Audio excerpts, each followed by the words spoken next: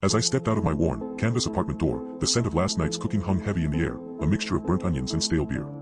My stomach churned at the thought of facing another day trapped within these four walls. Kaelin, my landlord and the sole inhabitant of our entire complex, was already awake and waiting for me outside. The morning sun cast an unforgiving glare on the peeling paint as I joined him by the fire escape.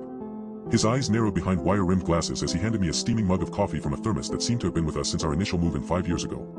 "You're running late," he stated, his tone devoid of any actual concern. We worked in tandem, moving through our daily routine like clockwork. Kaelin would prepare breakfast while I headed out for my shift at the local grocery store's loading dock. His morning tasks involved tending to the overgrown garden and checking the communal water supply lines for leaks, duties that had become an integral part of his life. Upon returning home from work, the silence inside was oppressive.